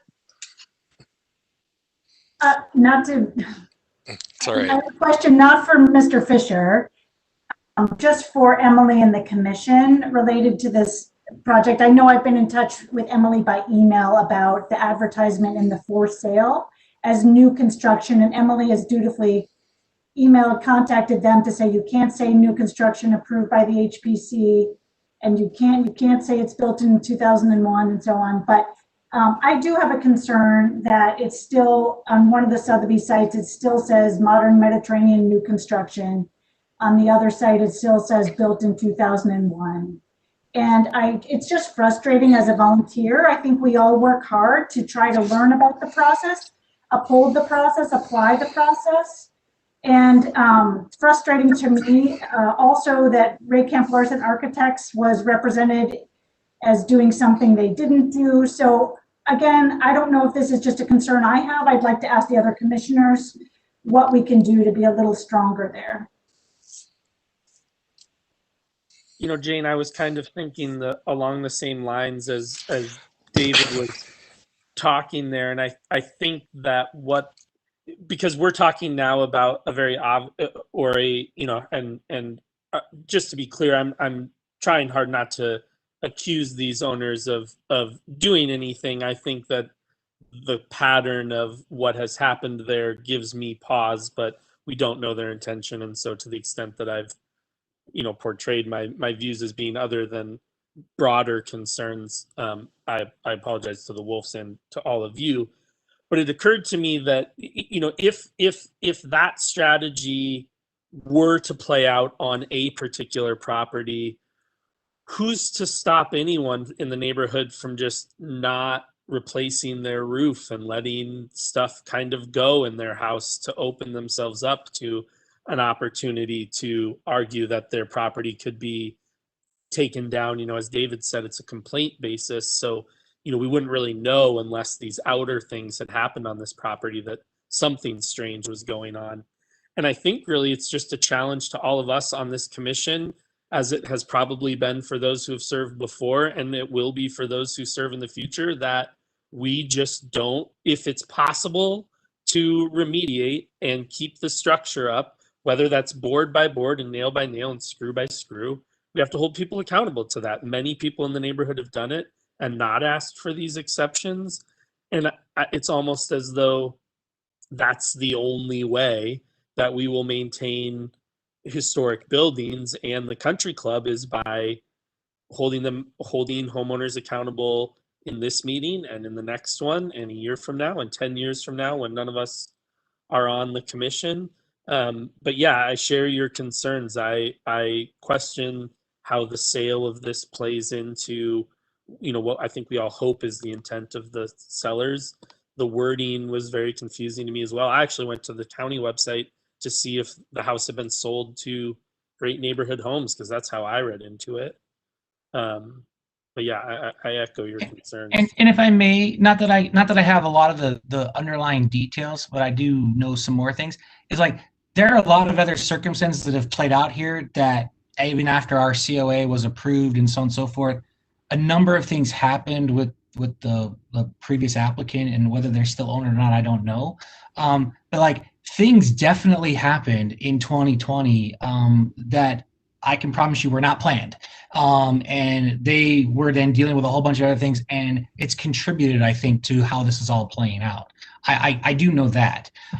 So that's why I'm saying I don't know what the intention is, and I'm not vouching for anyone by any means. but there's more circumstances that go on in any situation that we might not be privy to. And I think to what Bob just said was that you're right. The biggest thing that we could do is when we interpret what the plan of treatment says and how we're going to apply it and so on and so forth, the best thing that we can do when you're trying to mitigate the potential for this type of potential pathway is to, stick to the plan and stick to what's going on, whatever it is. And that wherever there are ambiguities, and I want to be clear, I wasn't suggesting that we had ambiguity about the plan of treatment earlier. I meant more of the ambiguity was in the definition of what constitutes a need for demolition. That is not specifically spelled out. That's what the interpretation is of Vogel and the city and everybody else is. That I think is always going to be an ambiguous part. But like lot coverage in the city of Edina, there is no ambiguity. It is as rock solid, cemented into place that 30% coverage, it isn't 30.0001%, it's 30, however it's calculated. There is no approval of any variance off of that, ever. Correct me if I'm wrong. I have not experienced that in 15 years, ever. So if we wanted to then be more tight on saying, well, at 50%, if it goes to 50.001 and that goes into the definition, nope. You have to take it down stud by stud to make that happen. If that's the kind of sort of rigidity that then comes into play, regardless of the circumstances, then that could be done. I'm not advocating for that or not advocating for that, but that gets to the point of what you're saying, Bob, as to how could this commission then apply on the things that are most mission critical to avoid people trying to figure out a way around the system. How do you do that? And that's would be within our control, not somebody else's. Just a thought.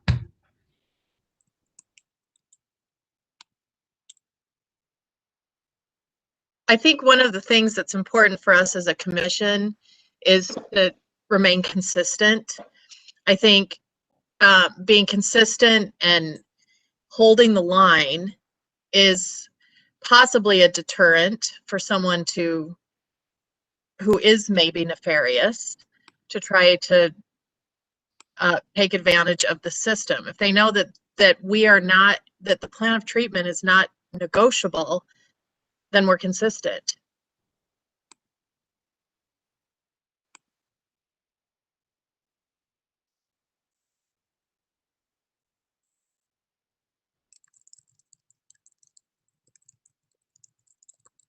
All right.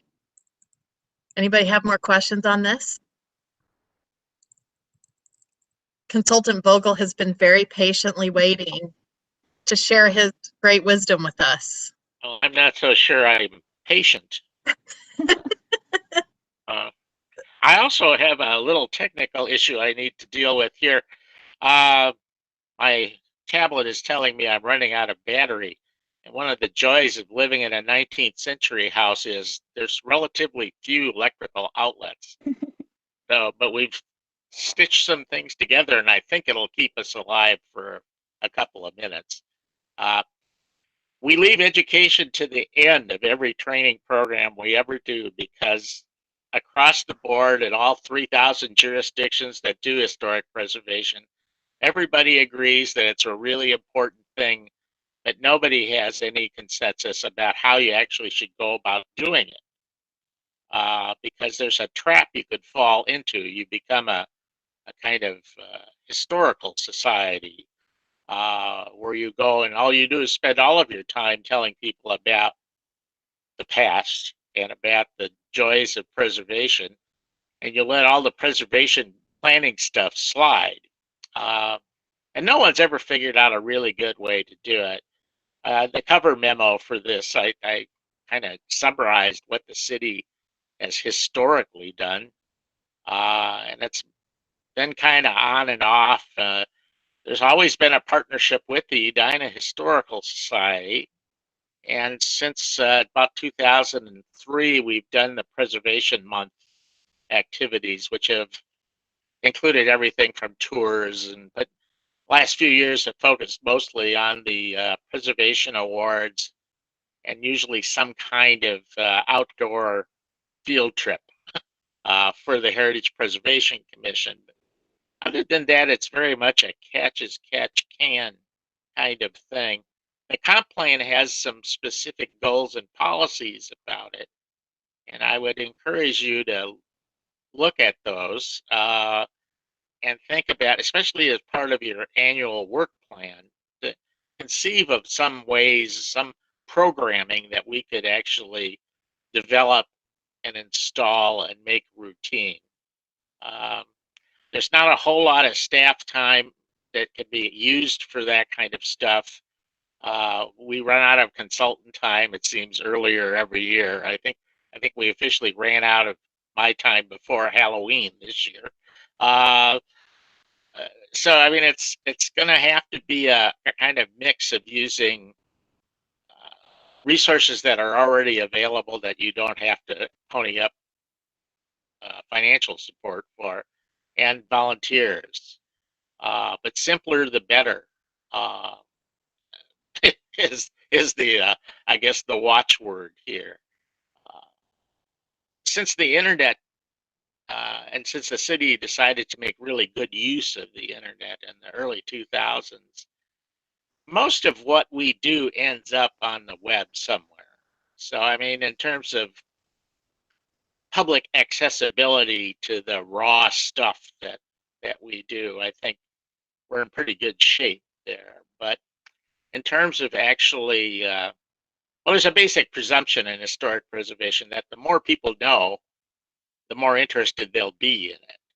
And so you're always kind of juggling time and space to meet those needs.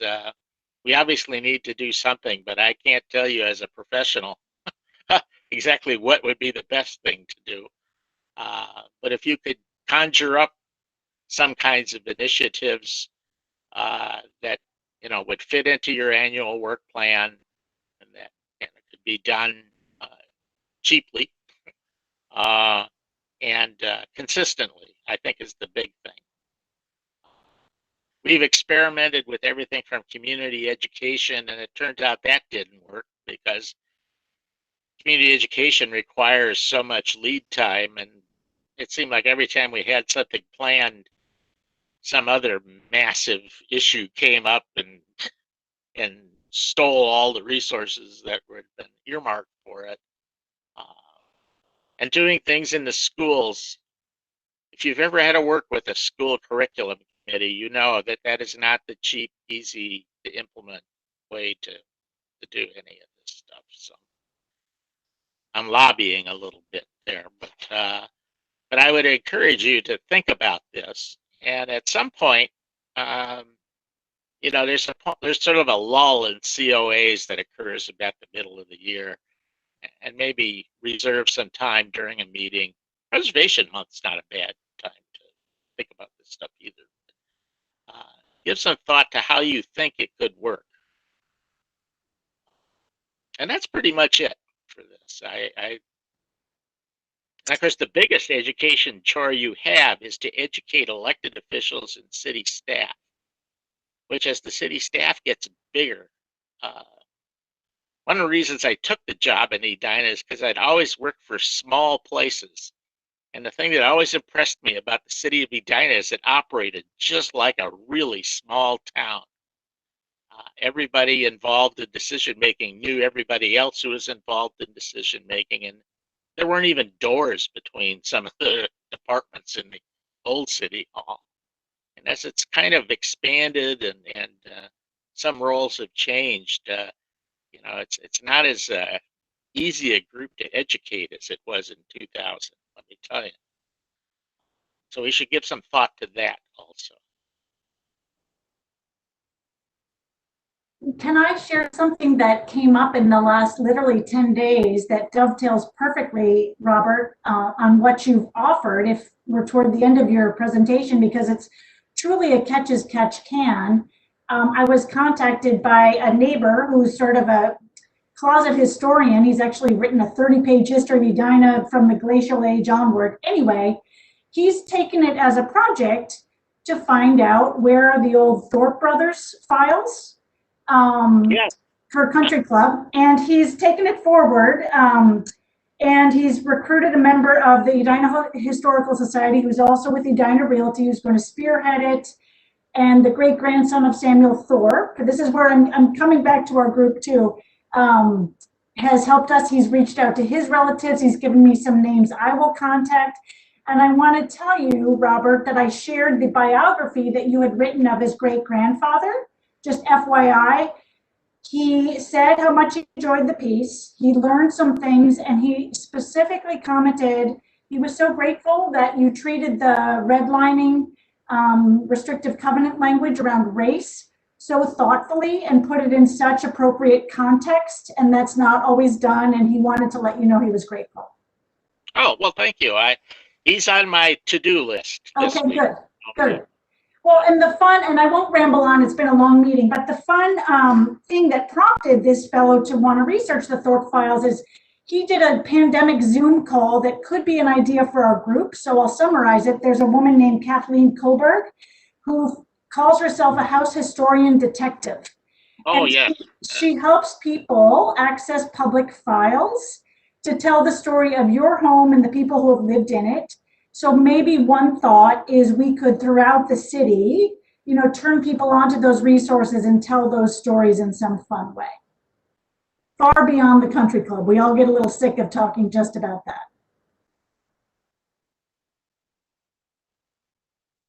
Good idea. I'm just going to put a plug in here. I work for community ed. So we might be able to make some headway if we decide to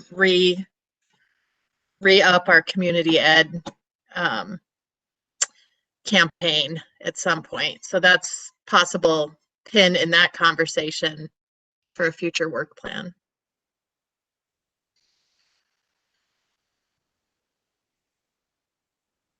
Well, that's all I have for tonight. So I think you guys have earned your pay tonight. This was an interesting meeting.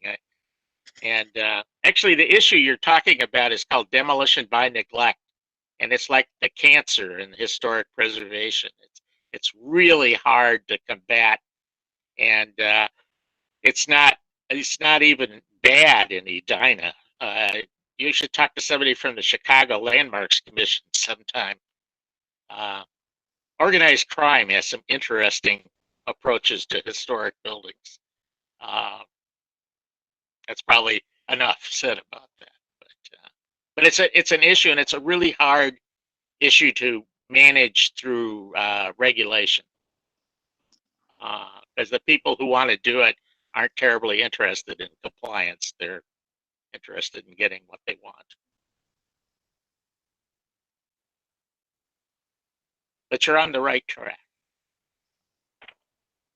Does anyone have any questions for Consultant Vogel before we move on to the next section? Thank you, Robert. Oh, you're welcome. Yeah, as usual. Thank you. So we're now at chair and member comments. Let's start first with any work plan updates. I can begin this section.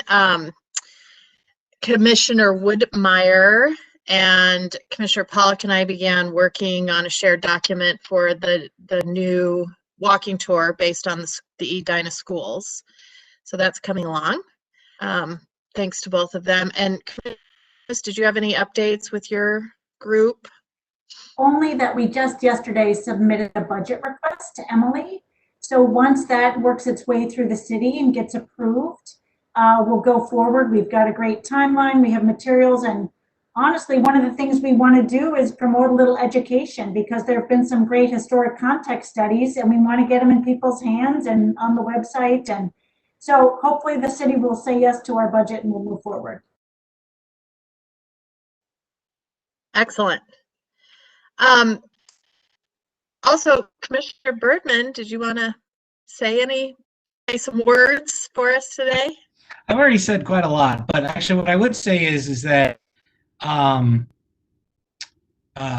already notified the city, and Andy now knows that I have decided to resign my position after the April meeting. It's a little short of my term, but I've actually, even though it only says I'm on term 2, I'm really on term 3.5.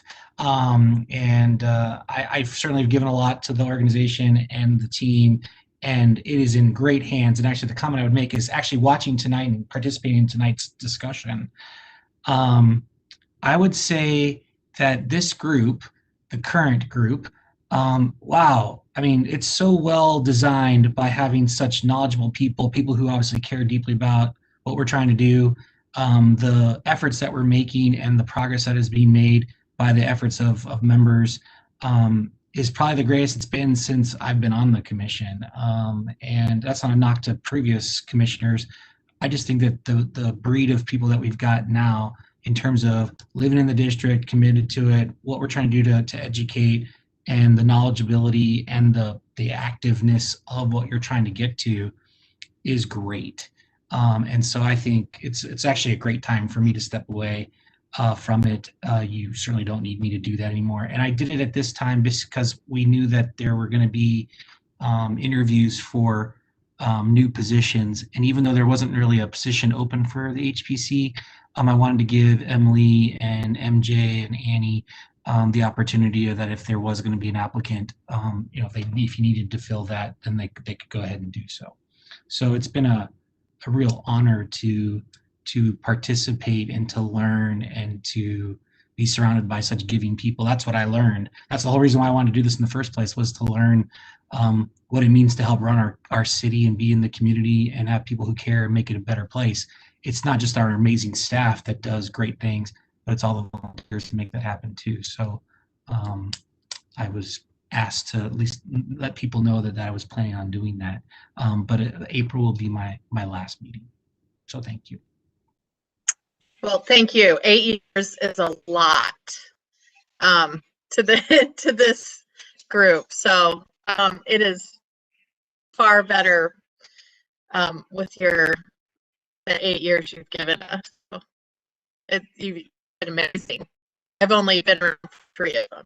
So thank you for those, and thank you for the 8. Thank you. Do we have any other member comments? Okay, staff comments. Emily? I do not have anything tonight. Okay, so we're at that moment where all we need is a motion to adjourn. We have a motion from Commissioner Bridman. Do I have a second? Second. All right, Emily, could we please get a roll call on the motion to adjourn? Yes. Commissioner Lundquist? Aye. Commissioner Pollack? Aye. Commissioner Cundy? Aye. Commissioner Birdman? Aye. Commissioner Woodmeyer? Aye. Commissioner Needle? Commissioner Everson? Aye. Commissioner Hassenstad? Aye. Chair Schilling? Aye. Thank you, everyone. Thank you. See you next month.